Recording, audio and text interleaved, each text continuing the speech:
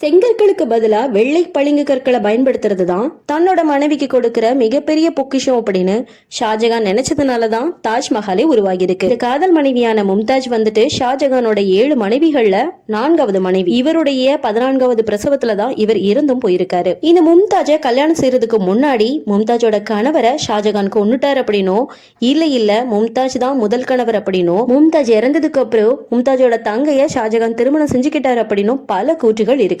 ஆனா ஒரு காலகட்டத்துல தன்னோட சொந்த மகனாலேயே சிறைபிடிக்கப்பட்டு தான் கட்டின இந்த தாஜ்மஹாலையே நெருங்க முடியாத ஷாஜகான் 8 ஆண்டுகள் சிறையிலேயே வாழ்ந்திருக்காரு. அப்போ கூட தன்னோட காதல் மனைவியின் நினைவா தாஜ்மஹாலை பார்த்தபடியே உள்ள சிறை அறைய கேட்டு வாங்கி அதை பார்த்தபடியே இறந்தும் போயிருக்காரு. இதனாலதான் இந்த தாஜ்மஹால் காதலால் கட்டப்பட்டது அப்படின்னும், உண்மை காதலின் அதிசயம்னு சொல்லப்படுது. இதை பத்தின உங்களோட கருத்துக்களை மறக்காம கமெண்ட் செக்ஷன்ல ஷேர் பண்ணுங்க. இந்த பதிவு உங்களுக்கு பிடிச்சிருந்தனா லைக் பண்ணுங்க, கமெண்ட் பண்ணுங்க. மறக்காம ஹரிணி டாக் சப்ஸ்கிரைப் பண்ணி வச்சுக்கோங்க.